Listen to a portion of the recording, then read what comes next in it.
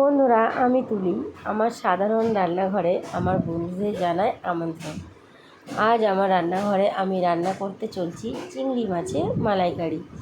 খুবই সাধারণ এবং সিম্পলভাবে।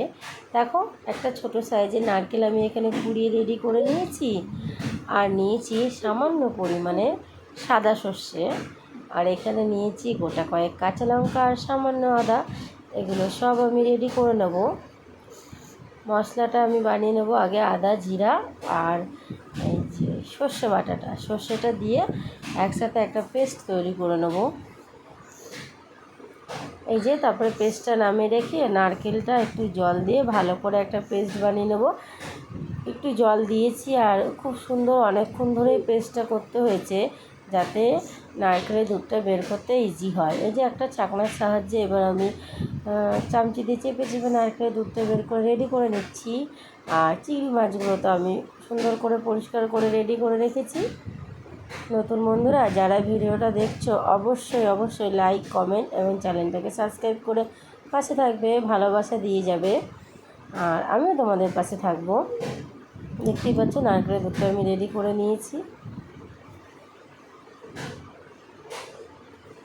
কড়াইতে দিয়ে দিচ্ছি কালো জিরে, ফোড়নে দিয়েছি কালো জিরে, আর এই যে বেটে রেখেছিলাম আদা কাঁচা লঙ্কা পেস্টটা। এবার দিয়ে দেবো পরিমাণ মতন লবণ, হলুদ আর চিনি। মাছটাকে আমি আগে ভেজে নিইনি, চিংড়ি মাছ তো আগে ভাজলে বেশ একটা শক্ত করা হয়ে যাবে, ভেজে নিইনি। আমি এই মশলাটার সাথেই কষিয়ে নেব।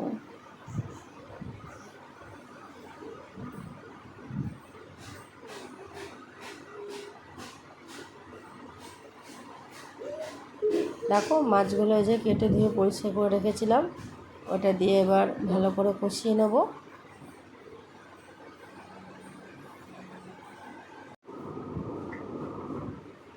বন্ধুরা, তোমরা যেখান থেকে ভিডিওটা দেখছো অবশ্যই কমেন্টে জানাবে, আর আমার রান্নাটা ভালো লাগলো কিনা সেটাও জানাবে, আর এর থেকে আরও কীভাবে করলে আরও ভালো হবে ওটা তো অবশ্যই জানাবে। আমি আমার মতন করে করেছি একদম সাধারণভাবে। দেখো, এটা ভালো করে কষিয়ে নিতে হবে। মাছটা যেহেতু আগে ভেজে নিইনি, মশলাটাও বেশ সুন্দর করে কষিয়ে নিতে হবে।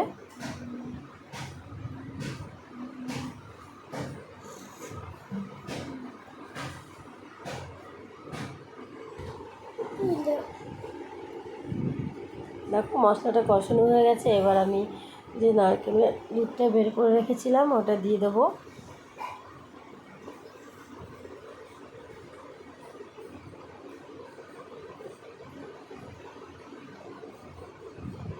আমার কিন্তু ভীষণ প্রিয় একটা খাবার, ভীষণ প্রিয়।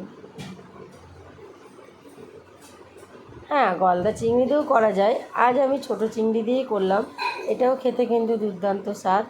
দেখো কত সুন্দর করে এবার ফুটে যাচ্ছে। এর মধ্যে আমি এবার দিয়ে দেবো বেশ কয়েকটা কাঁচা লঙ্কা ফেলে নিয়েছি।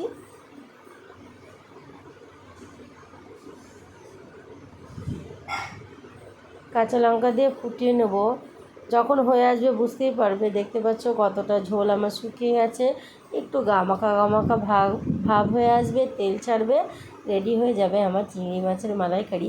গরম ভাতের সাথে কিন্তু জাস্ট ফাটাফাটি।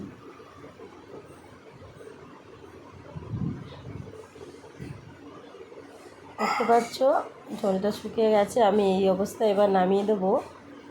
রেডি হয়ে গেছে। বন্ধুরা, যদি ভিডিওটা ভালো লাগে অবশ্যই লাইক কমেন্ট আর সাবস্ক্রাইব করে পাশে থাকবে।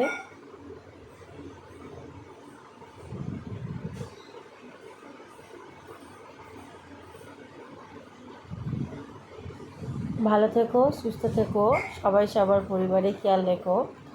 আবার দেখা হবে তোমাদের সাথে নতুন একটা ভিডিও নিয়ে।